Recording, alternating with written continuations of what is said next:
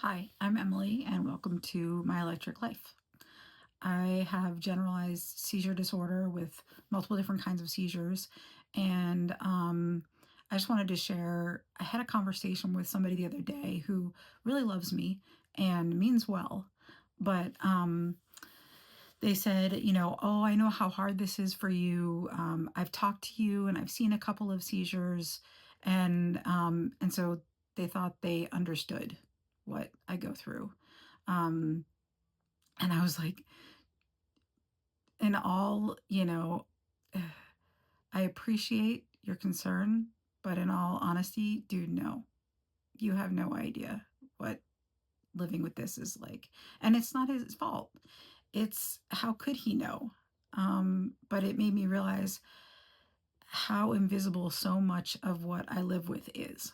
And what people don't see is the seizures are the tip of the iceberg. It's everything around the seizures that makes this such a full-time job. Um, what it really means is taking daily medications that have massive side effects, like they slow my cognition, they make me tired, um, and weight gain, and all sorts of stuff that goes along with it. The brain fog, the fatigue, the exhaustion, all from the meds, the constant fear that I'm always wondering or worried in the back of my brain if I'm going to have a seizure. And if so, where should I sit? How should I be standing? Am I in a safe place if I were to have one? Um, Stress is the number one trigger for seizures. Even good stress, excitement, anxiety, overstimulation. So I'm constantly internally monitoring my emotional, physical, and psychological stress levels.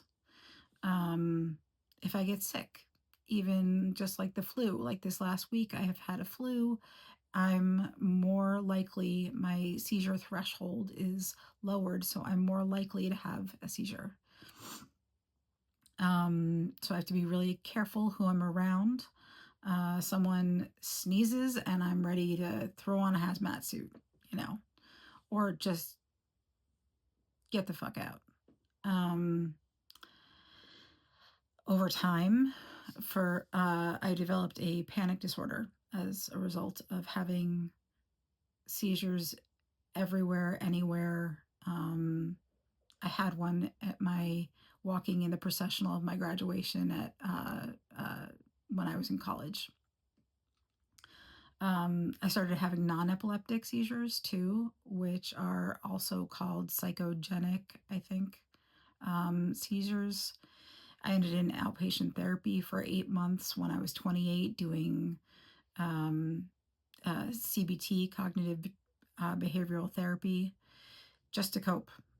Um, the life adjustments that are involved are sleep is non-negotiable. I have to make sure I get enough sleep. I can't work full time. I could have. I can't make plans with any level of confidence. Um, Sometimes that's better than others. But at one point, I just had to learn how to relive, how to think about things differently, plan accordingly. And one of the biggest things is that I can't drive. I've had periods of time where I could, and I hope to get back to that. But at the moment, I can't drive. So I need to live somewhere that's walkable or with delivery options, which inevitably means some level of a city or a large town, and that's more expensive. So when you can't work full time, that's kind of a problem. Um, all of everything that I do requires um, calculation. Like every activity that I engage in, I'm constantly assessing for potential triggers like flashing lights, which everything has now. loud noises, crowds, even the movies I want to watch. A lot of them have flashing sequences of flashing lights, and I don't know when and where they'll be. I don't go to a theater anymore. Um, and when I'm in a situation, I'm constantly thinking through, okay, what if there's an emergency? What if I have a tonic-clonic, or otherwise previously known as grand mal seizure? If something happens, can I get help fast? Am I somewhere where I could get seriously hurt? Um, and I'm not sharing all this to complain. I'm just sharing it to validate and educate, anybody who doesn't have this or doesn't know what this looks like or has something else that has similar repercussions.